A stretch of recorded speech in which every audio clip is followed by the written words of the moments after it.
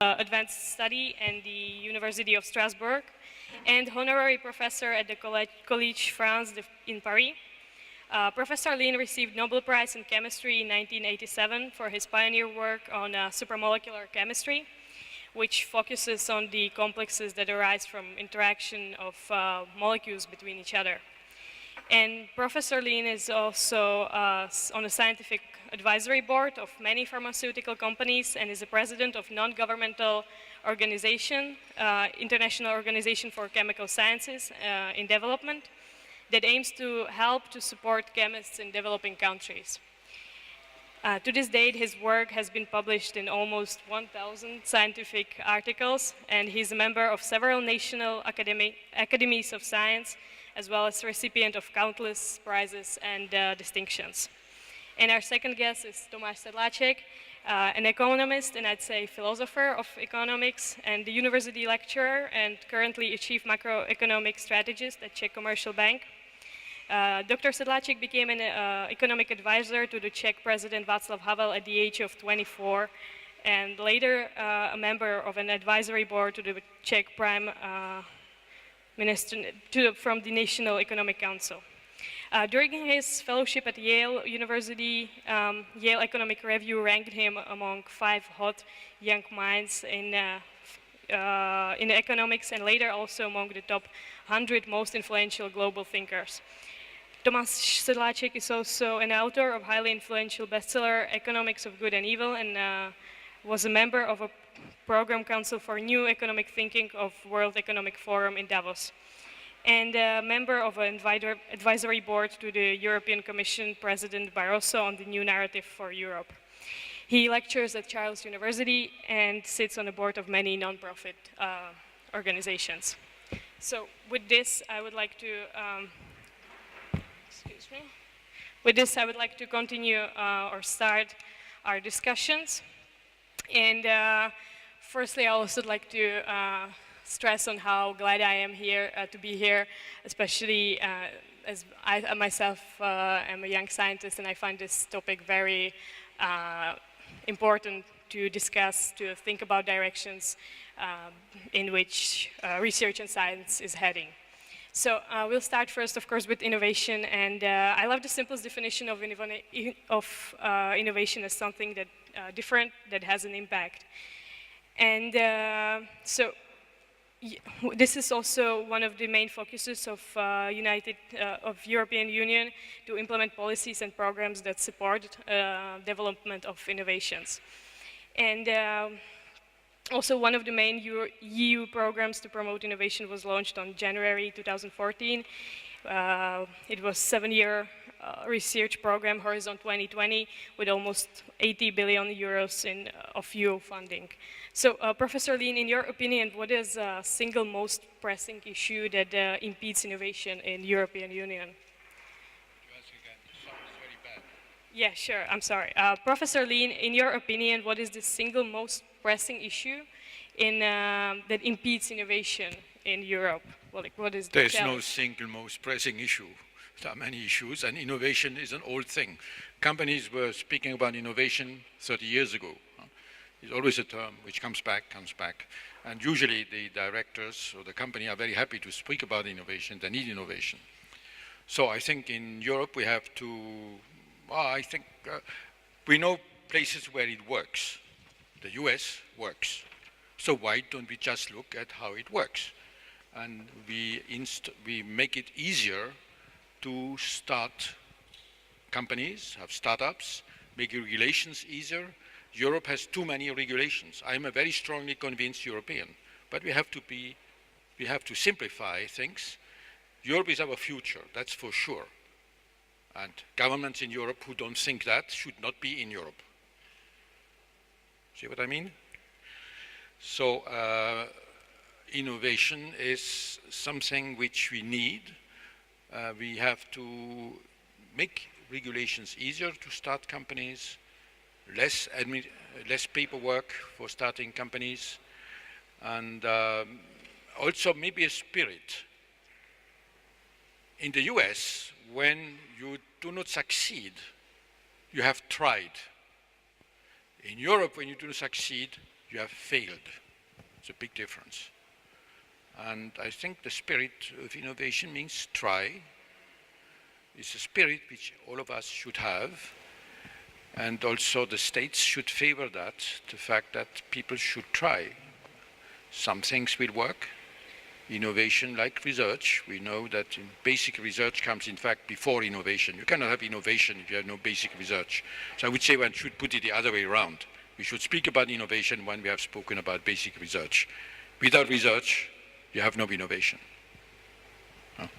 So in regards to that, do you also think that this general trend of choosing less risky project is a trend in Europe compared to the US? Projects? For example, choosing less risky projects because of the short-term grants that are Yeah, that is not exactly true, because we have in research the European Research Council, which supports long-range projects.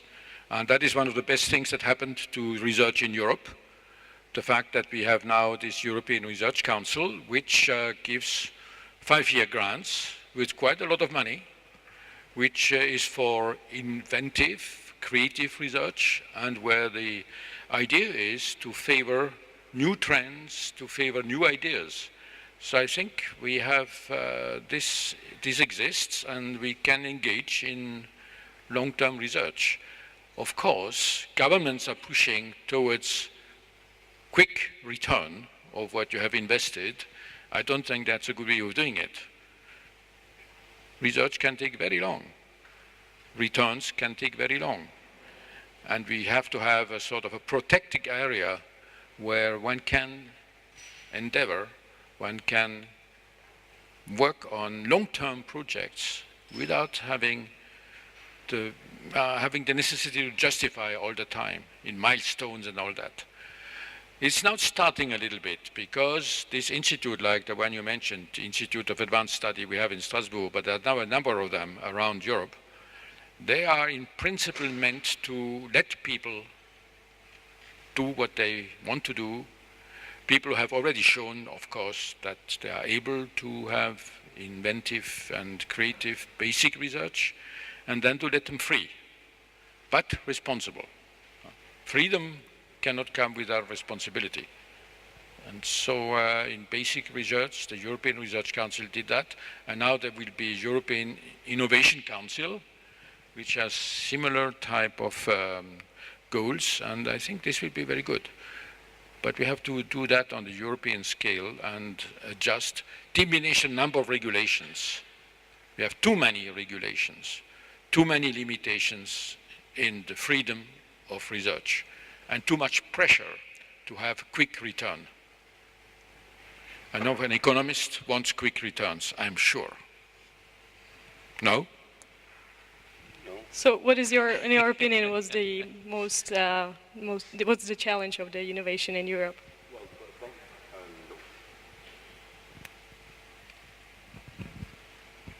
But then you won't be heard. Much better with a light on. It's a great pleasure to be here. It's a great pleasure to sit on the same panel with you and debate, I think, one of the most interesting topics that we have at hand. I fully agree with what you said. On the other hand, heads up, I mean, what is innovation compared to proper scientific research? I mean, compare Silicon Valley with CERN. So in proper, rigorous, philosophical, deep, theoretical science, we are ahead of time. CERN is the most advanced scientific laboratory that we have on this planet, and we should really be proud of it, because it is a common project. It's a project where all Europeans pretty much chip in the same, so we can be as proud of it as the French or the Swiss, and we are coming with really, really, really, really interesting results. Not interesting enough to turn them into economic return. That one day will change, and then looking at Silicon Valley that's trying to implement new applications that remind you to tie your laces twice a day will look laughable. So while I fully support that we should be turning our knowledge into an economic advantage, we shouldn't forget that it is here in Europe where A, we have the most advanced scientific project, and B, where we have surprisingly learned to cooperate really, really well. I mean, when it comes to European Space Agency or the scientific projects that we are running, Doesn't matter whether you're yellow, gray, green, blue, what religion, to what direction you pray, whether you're male or female, whether you're young or old.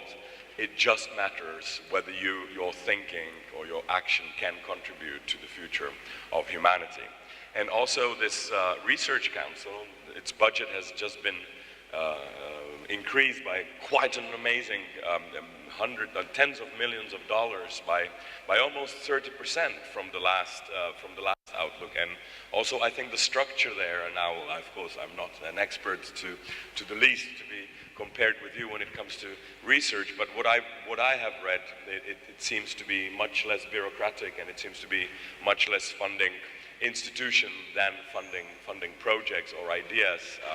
So I'm actually pretty hopeful when it comes to long-term innovation potential in Europe. So just, of course, things to do. Bureaucracy here is somewhat tedious. On the other hand, tax return in Europe tends to be easier than the tax return for a normal person than in the United States of America, because there you have to do your country taxes and your federal taxes, and whatever's higher you have to end up paying. So just imagine doing the same tax return, not once, which is bothersome enough, but 2 times. So there's a question related to that. Why don't we have European Silicon Valley? Well, because you talked about the spirit, and I agree the American spirit is different from the European spirit. I would compare the American spirit to Captain America. I mean, America is on his shield. He doesn't really talk much about history. He doesn't really have moral dilemmas. He solves problems by fist fight, and he's a very proud American, and he's happy to prove it in any closed-by skirmish that he has. That's how I would describe the American spirit. Very, very adventurous, very sort of bold. The European spirit is much rather like Kafka. It's, self-imploded, it's doubting, it's much more sort of slower, so to speak. And it's very hard for Kafka to start beating his chest and proclaim that, Czech Republic or Europe or Germany or his Jewish roots are the thing to fight for. So while in America, if you are pro-American, you tend to be viewed as a patriarch. Here, if you tend to be viewed as a nationalist. So this is also a big difference in the way that Americans relate to the spirit of America. But here again, compared to Europeans. But I think we Europeans have, at the end of the day, sort of a deeper spirit. It is here where the whole idea of enlightenment was born. It is here where science was born. It is here where democracy was born. It is here where we've actually united our nations without the war, unlike the United States of America, which had a unification war 160 years back. So, and by the way, talking about spirits, if United States of America wanted to be members of the European Union, they would not be able to. Not only do they not comply with economic Maastricht criteria, which is important, but not as important as United States of America would not be able to be a member of the European Union. Do you know why?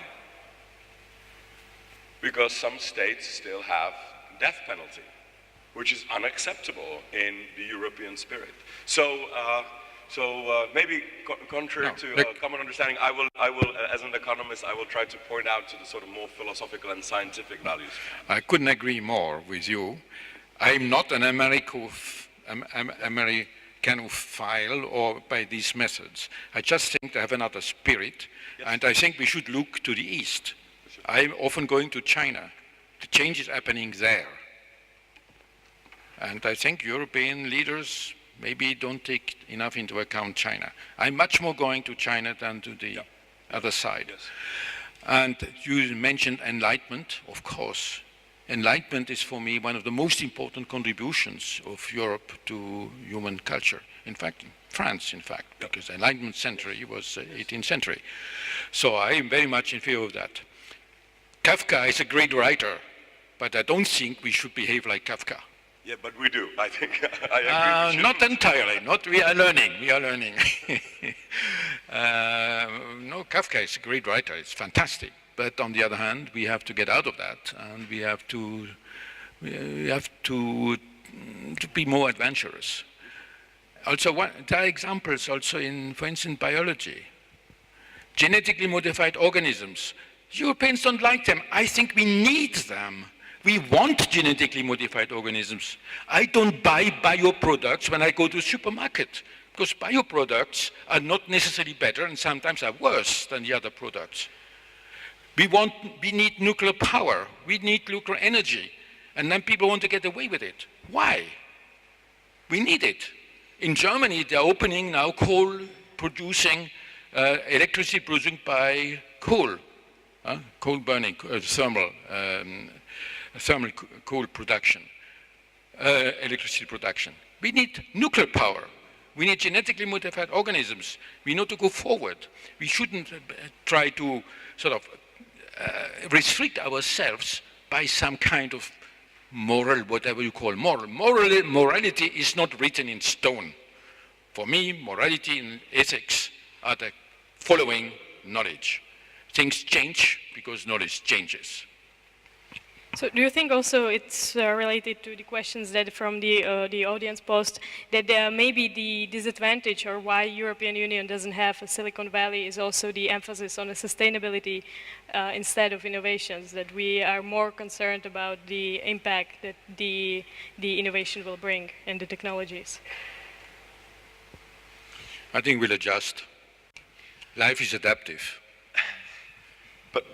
But on the other hand, I mean, it was here in the very same room, in the very same space a week ago when we had the Minister of Denmark here, who was very proud to announce that on a good day, not every day is a good day, but on a good day, just their windmills produce 140% of the energy consumption of Denmark. So sometimes these restrictions don't lead to backward thinking. Going back to code is, of course, absolutely stupid. I couldn't agree more. But it is pressing companies to, and this is exactly the good kind of innovation. And this whole idea of making ecology turn into business is a fundamentally European idea, or to be more specific, is a fundamentally Scandinavian or Nordic idea. A subsidized without state subsidies. Yeah, but I mean, you have roads, you have petrol stations. Yeah, sure. But that's fine with me. I'm not against state subsidies. I mean, CERN is completely state subsidies. I would not be happy to have private investors in CERN to be running it, of course, as chipping in, fine. Sure. But yeah, this is the European way. I would say that our level of, but this is of course maybe a question for you two, whether the level of science now let's skip innovation. As you said, innovation has been happening since the time that we touched the stone and started hitting, I don't know, horses with it. But the level of science, I think, is on par on Europe and perhaps even more advanced than in the United States of America. Let me just add a few things. I have nothing against studying ways of, for instance, energy is the answer to everything. When you have energy, you can do everything. All the rest is secondary. Matters and all that. If you have energy, energy is running the universe, not just the world, the universe. So you have to produce energy.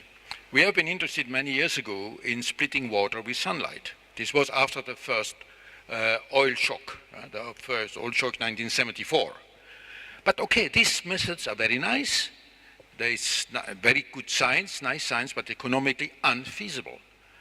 You have to pump in money for research to understand what's going on, but I don't think it will be of much use, at least not in the next 20 or 30 years.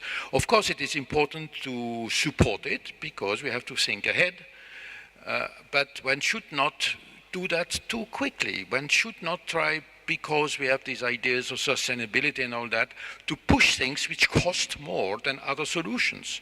The other solutions which we have can provide a state of affairs where we can perform the basic research for developing new, for instance, let's say, hydrogen production with sunlight or this kind of things. But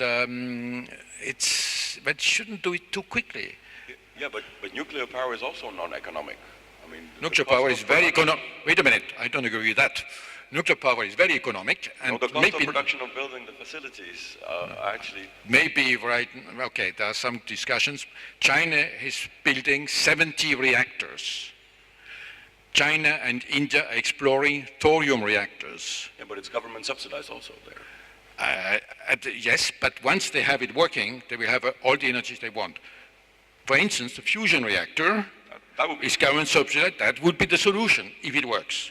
There are now approaches which are being developed in various places. MIT has an approach, and there are other approaches which may make fusion perhaps easier. If fusion works, then everything is all right. right. There's also great hope that we will find certain energy components from breaking matter at CERN, and then Yeah, we no. will talk. You know, just imagine. I mean, who would be the more likely region? Would it be China, USA, or Europe to find a new energy solution, such as fission or some alternative usages of energy? I have no idea. So, but see, there we are comparable. We are on par. Yeah, sure, absolutely, absolutely. Now, coming back to CERN, I have a lot of respect for CERN, but the Higgs boson will not solve the energy crisis. But maybe in 10 years. If we No. understand the structure of matter, Yeah, but that will not solve that kind. Not in 10 years, maybe in 1,000 years, but not in 10 years. yeah, but the Higgs boson is not the only thing that they research. Of course. But Carlo Rubbia had the idea of another nuclear reactor which uses fast neutrons, which is another way of having energy generated by nuclear energy, but in a way you control it much better. Yep. I cite Carlo Rubbia, but there may be others contributing, and I think these are nuclear physicists, they know exactly things. Everything is calculated, but no can calculate. I'm not a nuclear physicist, but this physics is a precise physics. Everything is known. The thing is, one has to produce it. I'm advocating just this solution, not because it is the best or the ultimate, but it is a necessary component and a very important component of our energy supply. And I insist on the fact that if you have energy, you can do everything. Right. You can make matter, you can materials, you can make drugs, you can make new chemicals from natural products, and so energy is the important thing. So in relation to that, if you had to choose between whether to have faster growth and less emphasis on the sustainability, on the other hand, with, for example, slower growth of the innovations and maybe less progression in science, but with the main topic of That's a sustainability. very, very interesting question, and we have economists here. So See, in thermodynamics, when people speak about growth, you want to increase growth everywhere. That is not possible, because we are a closed system. No, we aren't completely closed. The sun is here, and the sun provides our energy. So I find sometimes, of course, I know in the present situation, in each country one wants to have a better growth. That is a better economic situation, all that. And this is fine, because it's stepwise. But thinking about, usually the idea often is this, we could have growth indefinitely. That's totally impossible. Thermodynamics tell you it's not possible. We have a system, unless, of course, the sun, and nuclear energy. well, if we can go into outer space, you know better than I that the Earth collects 1/billionth of a billionth of a billionth of the energy of the sun, because our Earth is a tiny little speck. If sun would be this size, help me with the calculations, the Earth would be spinning somewhere 400 meters away in a small little speck of dust. The rest of the energy of the sun is here in Czech Republic. During the communist regime, we used to regulate our temperature by opening the windows, and they would say that we are warming up God's windows because we couldn't regulate. It was basically constant temperature regulated by the opening of the window. So in the same way, our solar system, the vast majority of energy is going in literally into outer space. So if we learn how to build Dyson spheres or something like that, our energy problems would be solved. But we don't have to be that much science fiction. I really think that there are alternative ways of energy, such as wind energy, that would be able to be a serious, maybe even a majority of our electric grid could be gathering smart energy. And And then when the prices of uranium or petrol or coal go up, suddenly we will find ourselves at cutting edge of comparative advantage of actually relatively cheaper energy. Don't forget thorium. There's a lot of thorium in the world. Sure. Well, at the end of the day, technically speaking, all energy is solar energy, even wind energy. But I'm just joking. Even coal is actually, you can make fun of your friends that coal is actually solar energy. Absolutely. Stored in That's a very old one. very old one, exactly. So, do you think we are facing a social crisis that is caused by too fast technological revolution? It's one of the questions. And relating to that, how is European, or how are the European economies and the EU dealing with the upcoming fourth industrial revolution? So I think the crisis of democracy, which is very often quoted in newspapers, and I'm quite sure that you, in your intellectual and academic capacity, run across this not only on lectures but also in pubs and restaurants when you debate with your friends, that there's this sort of crisis of the national democracy. Out of these two things, I would say that it's rather the idea of a nation that is in crisis than the idea of democracy. But usually the debate goes criticizing democracy. And maybe, as you can see, science today, for example, has trespassed national borders. We don't have a very successful Czech research center that wouldn't be connected to a European research center. And also actually comparing it to America, they have American universities. They don't have Colorado universities or Massachusetts universities. Of course, they're located somewhere, but they're generally understood to be for all persons, not only from the United States of America, but the most successful universities are actually global universities. Well, at least for now.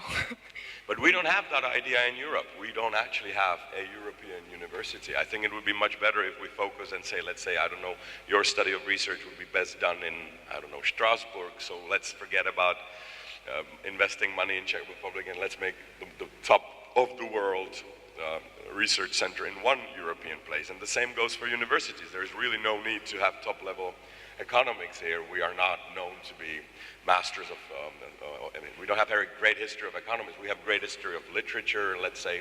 So maybe we should, study literature here and send all the potential candidates to Prague.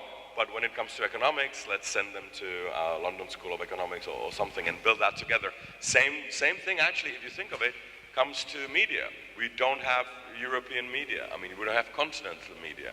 The media that you read would be New York, it says in the name, New York Times, Financial Times, even The Economist is British, non-continental, outside of Euro, and very soon, unfortunately, in my view, also outside of the European Union. So even though The Economist is quite pro-Euro and pro-European Union, it's still a view that's sort of from the outside. So yeah, I think this maybe, for me as an economist, I'm saying this fully aware that the future of European integration should be exactly in these areas rather than the economic areas. And to say it a little bit maybe more provocatively, because it's always beautiful it says somewhere in the Old Testament that iron sharpens iron. It's always beautiful to have a little bit of controversy. Let me say that we economists, we have done our job.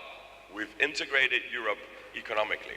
And of course, I'm saying this with a little bit of exaggeration. There is a little bit of cheek in my tongue in my cheek. But look at it this way. My wife is a sociologist, so I make fun of her while, of course, being fully in love. This is what you make fun of mostly. But I say, look, we in Europe have managed to swallow a camel. We've made peace between France and Germany. We made peace between Ireland and England. We made peace between Czech Republic and, I don't know, we don't really fight with people, but we've managed something unimaginable. We swallowed hatred among nations. This is absolutely non-topic today. But we are choking on a mosquito. So I'm taking this parable from New Testament and giving it a different spin. We didn't integrate neighborhoods. So Brussels is a symbolic city for two reasons. A, Brussels is a symbol for European integration, as you know, and also Brussels, because of Molenbeek and other quartiers, is also a symbol of European disintegration. So my point is that we've managed to integrate Europe in economic terms. It was a sort of a weird trick. We were inspired by hippies who believed to make love, not war. So we changed this a little bit because we are not so idealistic. We economists are pretty cynical. So we turned this into make trade, not war. And this trick somehow worked.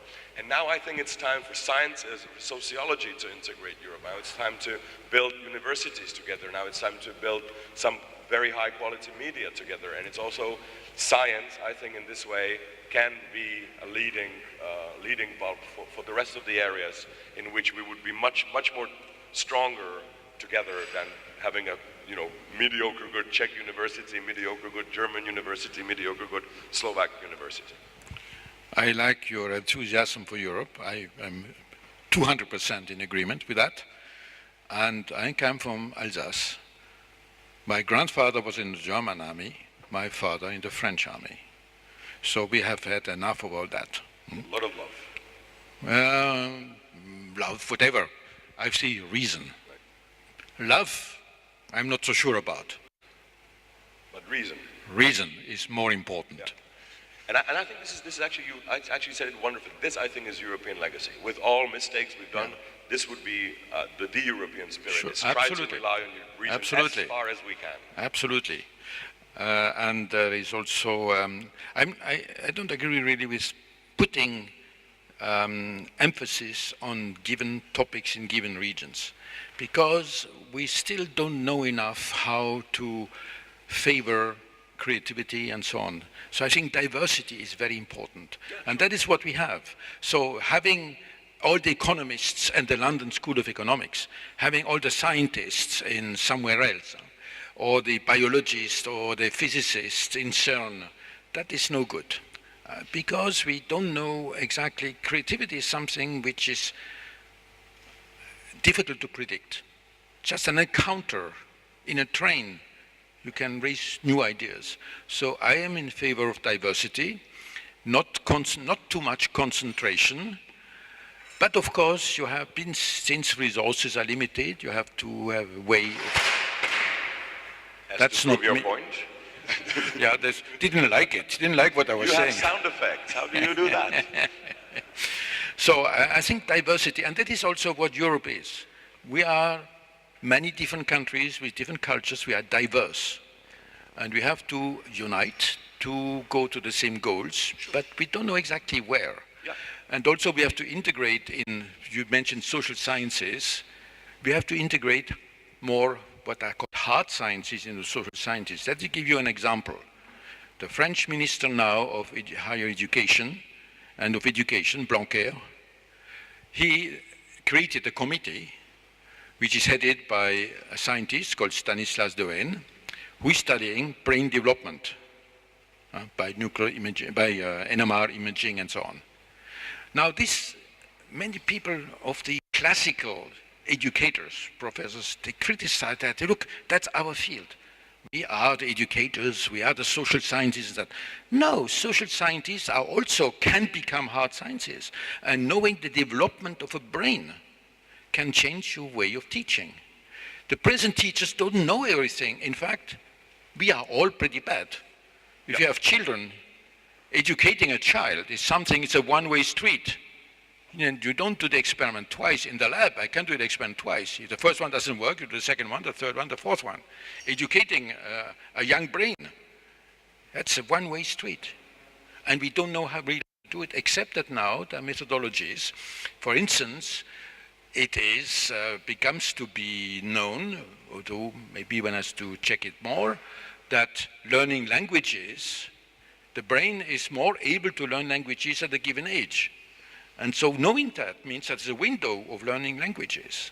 And we have to use our knowledge of brain development, which is us from a dog, the brain. The rest is just mechanics, it's just tubing, it's just pumping and so on. Not interesting. We have a lot of things, well, just pumping, just tubing, very imperfect. But the brain, that's what makes us. The brain is the most fantastic thing on the planet. Yeah. And so we have to learn how it develops. We have to learn how we can participate and choose the right moments. It is you're the brain. Einstein, Mozart, and you have the same brain. Well, thank you for putting me in that group. No, you have the same brain. Of course, you have the same brain. So the thing is, why are the brains so different? Of course, that's a question which is impossible to answer right now, but there are maybe sufficient similarities in the development, and we can progressively understand how to make better use or to favor the better development of the brain. So if I may react, of course, I'm not calling for monopoly to do economics only on LSE. I'm, after all, an economist fundamentally against monopolies. But this example of language, I think, is leading. In order for us to have a clash, we need to have something in common. This is beautifully seen in economics, by the way. Whenever you make a transaction, few people realize this. When I make a transaction with you, we have to have 100% agreement on the price. The price has to be same for you and for me. But there must be a fundamental discrepancy in values. So if I, let's say, sell this pen for 10 euros, I will only sell it when I believe that the price of the pen is higher than the value for me. Otherwise, I would never sell it. Likewise, you would never buy this pen if you only buy this pen if you value the pen. For 10 euros, I would not buy it. So, okay, we negotiate later. But my point is here this. In order to have a disagreement, we have to have an agreement. In order for us to fight, we have to have same language, for example. So this is the idea of unity in diversity. This is also the idea of euro. Let's have one currency. Let's not compete in devaluations. Let's not compete in whatever trickstery economics has. And believe me, we have lots of trickstery prepared for you. But let's compete in who's actually making the better pen. Let's not compete that the Czech currency is going up or down. And this is my idea. Let's have common field, let's have common rules, and in that let's compete. And my last point, I really like your analogy with the brain, and we should of course educate the brain. But there's an interesting case study, if I can perform on you. When you say, I don't feel well, where do you point? Can you show me? Say, I don't feel well, and point at yourself. Yeah, but point at yourself. No, you don't do that. You do this. Nobody says, I feel well. And it's actually interesting.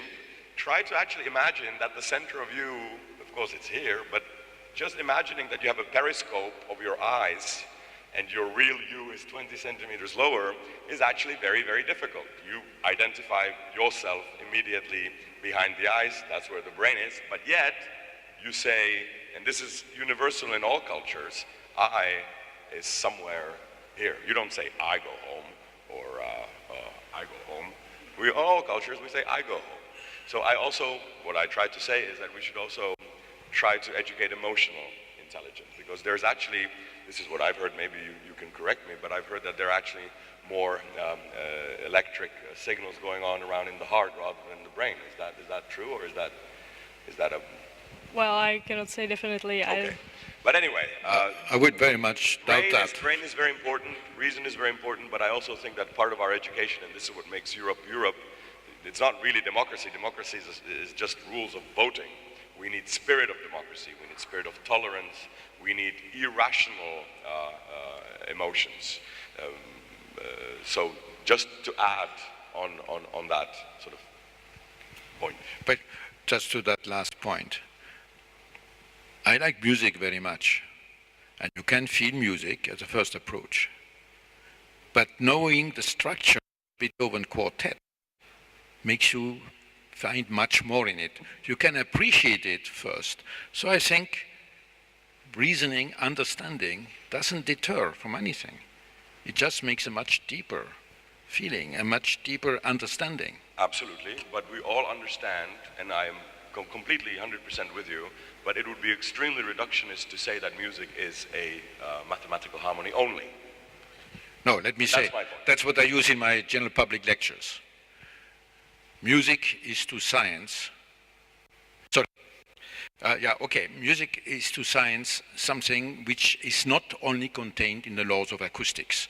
The laws of acoustics determine music, sure.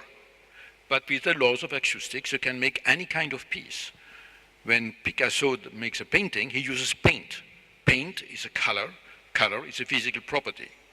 But the work you produce is still paint, but it is something which is the expression of a given person and like music piece. So in fact, the general idea, the basic laws of physics, let's say, are running the universe.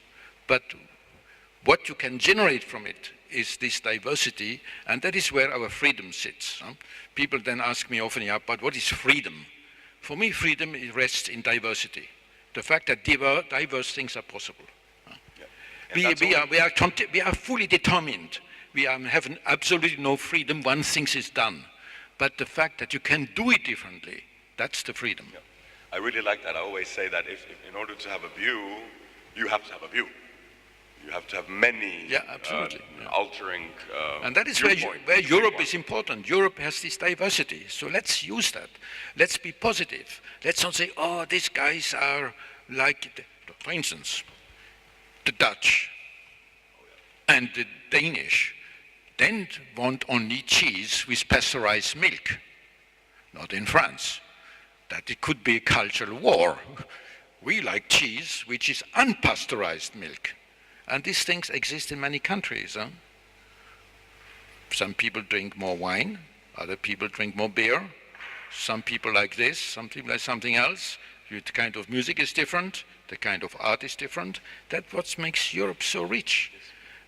And we should look at it as a positive thing, to have this richness, and not as just something where you have to introduce more rules and more rules and more rules. In the European Parliament, which incidentally is in Strasbourg, so we are also a European city. The elected Parliament is in my city. These rules they make things more difficult. We should just have less rules and take advantage of this diversity. And that's a plus, an enormous plus. And we handle it differently. As I said, for instance, you mentioned the US, we talked a lot about that, but in Europe we have such different traditions, such different languages, cultures, way of approaching things, which I think make us a very unique place on the earth. And speaking of emotions and culture as well, I think there's we all felt it, that there is a strong fear of the upcoming technological revolution that might come with, for example, losing jobs. Just speaking of for manual drivers or automatic drivers. So do you think that social sciences, as we discussed, are catching fast enough to cover this and to take care of the upcoming changes that are going to or probably will take place?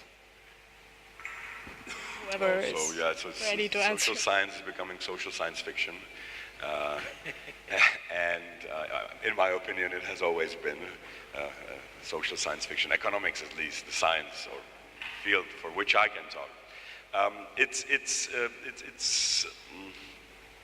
how to say it? Yeah, we are going through a fundamental change. Just look at how our lives have been transformed. iPhone just celebrated 10 years, and now it's almost impossible to see one without a black mirror right in front of you. I bet there isn't a person who doesn't have this black mirror. So it's sort of soaking the real into an unreal world. Sort of technically speaking, all our fantasies, be it mathematics or be it Shakespeare or be it myths or be it religion, all our fantasies were there. We always believe, I don't know if you see Stranger Things, they believe in the second world. We all believe in the second world. Even if you're a pure scientist, you do actually believe that there actually is some sort of a realm on which the rules of physics, for example, exist. If you really think so, I don't. Yeah, well... First of all, I don't believe. I try to think. Oh, you don't believe you know? I try to think. Yeah, but we all try to think, but I believe I think, huh? It's a fact that I think, and I don't go further. Yeah, but that's scientism. You can't rely only on scientific data in your life, can you? I mean, you haven't examined the chair precisely. You've trusted, you've believed. No, I didn't believe. I thought that people have constructed it in such a way that it holds together. Well, so do you think that we should believe in social sciences? Well, no, well, there is no such thing as knowing, to be perfectly detrimentally Popperian here when it comes to science. Science is I believe, we all know that we are going to change our ideas about gravity. What we know about, or what we believe, it actually pretty much ends up the same. It's the same thing for a social scientist to say that I think next year GDP will grow by 2.4%. It's the same thing like saying I believe GDP will grow by 2.4%. It's actually quite funny because in technical language and the most interesting debate that we're having here, it looks like belief and knowledge are on the opposite spectrum. But in fact, in normal language, we readily interchange one for the other. So I think we should, and this is the trick of science, is actually not to believe what we believe. It's to say, well, this was the trick of Newton. I don't believe the Aristotelian interpretation of why things fall. And Einstein could do what he did because he took Maxwell's equations very seriously. I think to Maxwell, speed of light was just a thing, not real. He didn't believe in it. And then Einstein took Maxwell's equations and took them seriously, and he said there is nothing that can go faster than the speed of light. Now, Maxwell's equations were lying around for decades until Einstein came and stopped believing Newton. Stopped, in that case, believing that he knows what gravity is. If Einstein believed that he knew, which is also actually quite an interesting grammatical structure, but if Einstein believed he knew what gravity is, if he relied on Einstein, he would never have invented his theories of gravity or bent time-space continuum. So I think this belief, not believing that we know fully, is at the heart of scientific, and it's also quite reasonable to do that. I totally agree, but for example, like science can provide us only with the data, right? We don't know if they're actually right. We just have to think about them. But for the social sciences, for example, getting back to this revolution that might take place, or what's it called? Constantly running away from the most interesting questions: philosophy, ethics, and rationality. Well, maybe next panel we can change that. But do you think that the government should take care of implementing some changes or like policies to really take care of the social changes? So I'll try to speak in a way that, try to use an example which might be close to you. So let's imagine, I'm just now speculating, let's imagine that in 20 years somebody, let's say it's Uber, comes up and completely replaces human drivers, okay? So all the drivers, all the pilots, all the taxi drivers, lorry drivers, I don't know what drivers, are suddenly become useless.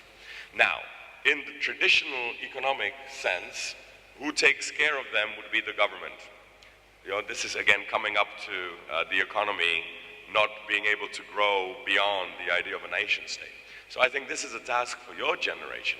Should there be a planetary fiscal budget? Should the companies who are harvesting the profit of driving, should they take care of reschooling the drivers? Or should it be the government? Because clearly these people will not be able to liberally, like a libertarian or liberally educated person would sort of, find a new job. This would be undoable. Because today our challenges are no longer national. All the challenges that my country, your country faces, and your countries, 90% of them we share them in common. We have problems with banking, we have problems we don't know how to deal with, for example, the refugee wave, etc., etc., etc. So this, I think, or to one last sentence, during the Industrial Revolution, there was of course, a social mayhem that today looks very small, but it was a huge social mayhem. And in one way, how to read it, only one way, this is not the only interpretation, is that the whole idea of social state, the caring state, was born because of the Industrial Revolution. Without it, it would really be quite unimaginable.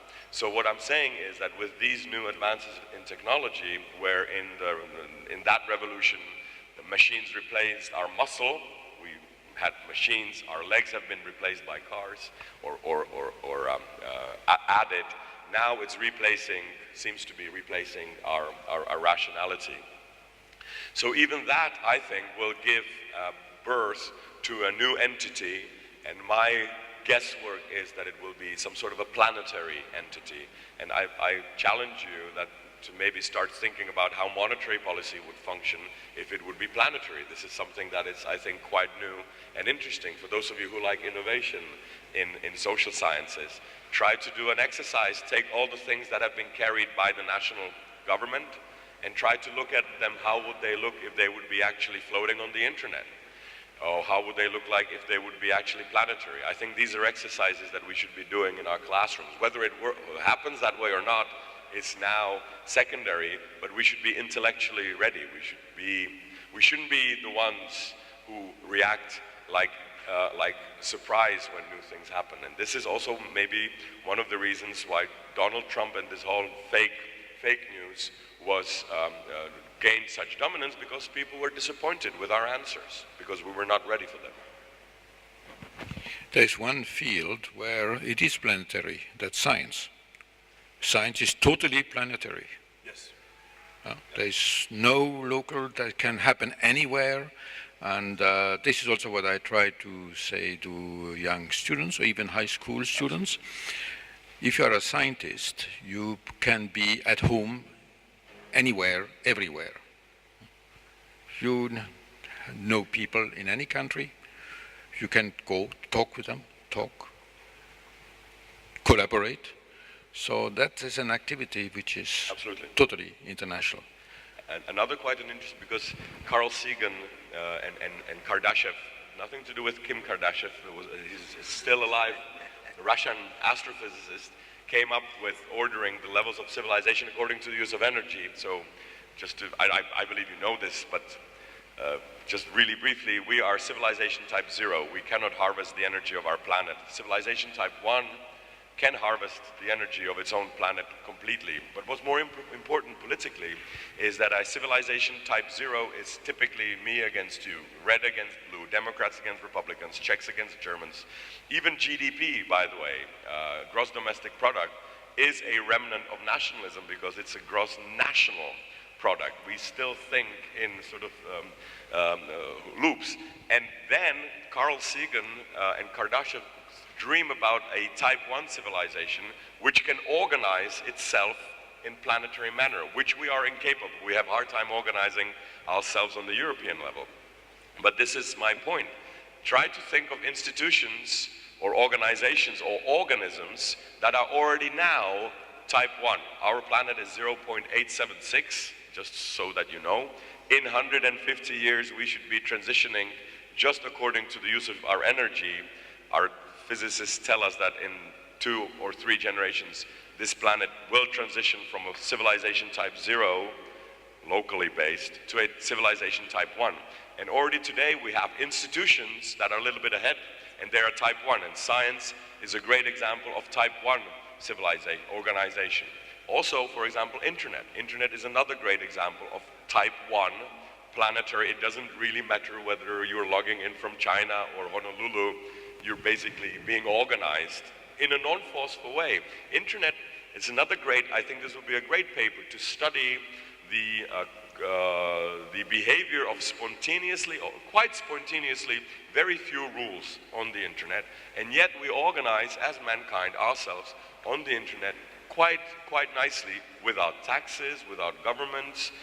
That's also something that could be leading us as an example. So definitely science, definitely type 1 institutions. And my last point is, when you think of United Nations, which is another type 1 organization, of course, it's based on nations, though. It's basically United Nations. So the building block of United Nations is not really man, but a nation. And that's something that I think will be challenged in the next decades. So for the science and internet, this evolved spontaneously, right? Because we wanted to share the data and it was beneficial to have all the resources. Also started with science, actually. Internet was invented by science and used by science. Sure. So do you think but internet, some people make money with it, huh? Yeah. That's why it exists. You don't see it. Yes. And they localize you all the times. I switch off my phone all the time. But it's still... It does help, but you have to take out the battery because they can follow you. So it's terrible. I think it's terrible to be watched all the time. You are watched all the time. So it's a continuation of a religious feeling that, being watched all the time. It's absolutely terrible. It's quite terrible. But for the science and internet, this was spontaneous. Do you think that for social policies to be worldwide or this planetary manner, this is going to evolve also spontaneously, or do we need an active process to make this happen? For example, insurance is a great and quite an interesting example of spontaneous communitarianism. Yeah? So when I insure my car, I am saying a little bit that I am willingly becoming member of a group that will pay for me if I crash my or somebody else's car. So one way how this could spread spontaneously could be this sort of insurance. And of course you know better than, well, you know that the bigger the insurance group is, the cheaper the insurance is, because the laws of statistics are quite simply in favor of that. So yes, it could be done quite spontaneously. For example, via voluntary insurance. Do you agree with that? I think I agree with that. There's a interconnected question that the most popular. My question was interesting. This question of who should finance. You know, you mentioned that should it be the state or should it be the company? It can be the same. That means if you tax the company, the state can finance. It's a question of how you tax, and this is now a big debate in Europe. For some of those big companies, Google, Apple, and so on, Amazon, and so, do they pay the right taxes? Because if the right taxes are paid, the state has the money to provide for those people who are out of work or reschooling them, and so on. So it can be, at the end of the game, it could be the state doing everything. I don't like the state doing everything, but it could be a way of just having the state, giving the state the means of providing what is necessary for the changes in society. Because somebody makes money. I mean, if you evolve, somebody makes the money in the evolution. And this is, but you have to see where that money is, and you have to tax that. Would you agree as an economist? Yes, but the problem with this is that then you would have tax competition, and the countries who are less caring for the drivers. We know that too. Yeah. So, and this has been an issue between the French and Ireland and Holland. Oh, sure. Yeah. So this is a problem. This is why I think Luxembourg. Yeah. Or we can. This is of course one version. We can just sort of improve what is being now. Another sort of more crazy, and I'm fully aware that it's more crazy, is that fiscal policy, which is basically what we're talking about, wouldn't be national based, but it would be sector based. So a car industry would have its own taxes, and the nice thing for me, it wouldn't have to go necessarily through the government. So that's one option. A third option, which is something that Czech-Austrian economist Joseph Schumpeter suggested, and this would be another, because there was this great debate between Marxism and capitalism back 150 years back. It's a similar debate actually today, and Marx said that the spontaneous, Marx is my least favorite thinker, just to say that out loud. But he said that it is impossible to have a spontaneously just society. Now I'm of course, but the economists believe, but also the economists, Thomas Malthus, John Stuart Mill, Adam Smith, and others believe that the spontaneous working of the economy will bring us into a short concentration of rich and everybody else living on subsistence levels only. This is why economics in the beginning was called dismal science, because economists, today we are all very optimistic and growth, but back in the day, the economy was a dismal science. And all of the economists, not just Marx, believed that workers will always just have subsistence levels. The easy logic is if you increase the wage to the working class, they start multiplying. This is what's going to decrease then the wages later. It was quite stupid from today's point of view, but back in the day we believed all sorts of crazy things.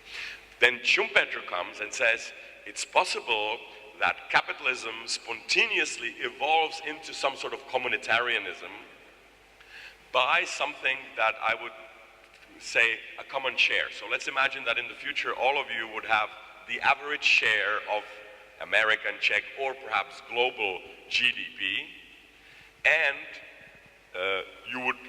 it would be privately owned. These companies would be privately owned, by whole of mankind. This was Schumpeter's sort of third idea, and how this could also work without the government.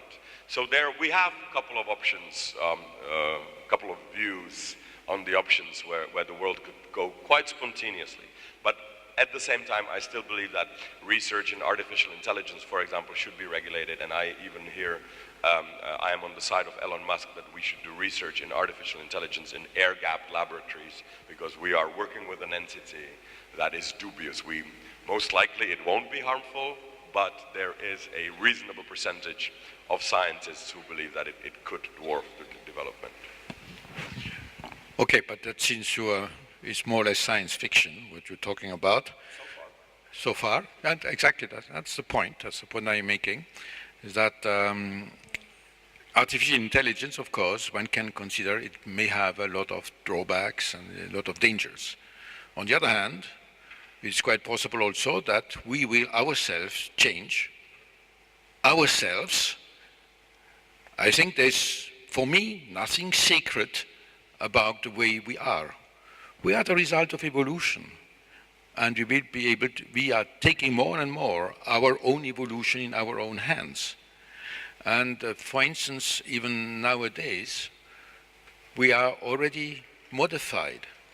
You may have a new lens, you may have new teeth implants, you may have some titanium in your leg, and you may even have external brain. Yeah, it's still not the brain, still a bit far away.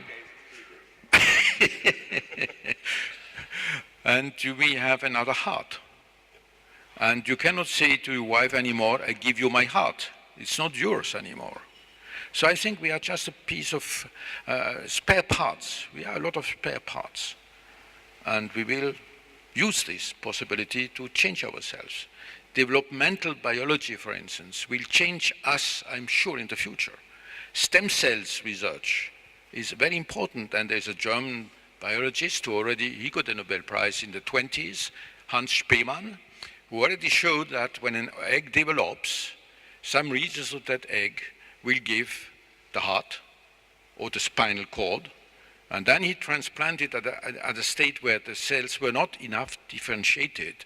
He took some of the cells from one region, put them in the other region, and the embryo had 2 spinal cords. So these are just toolboxes. Huh? We are just we are toolboxes, and we use that. In the future, it's sort of science fiction, but I don't think it's really science fiction. We don't need any transplant anymore. You make your heart, because our cells contain all that. Yamanaka, who got the Nobel Prize for that, he made a mouse out of the skin cell of this mouse. The skin cell. Because the skin cell contains all the DNA information. You deconstruct it, and you make a new mouse.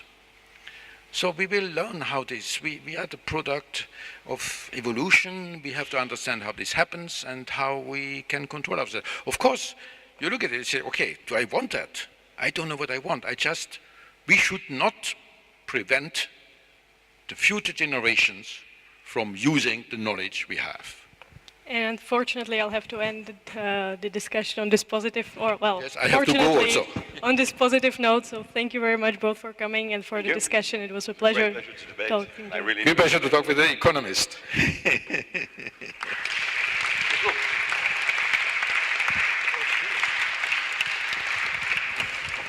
And the future in your hands.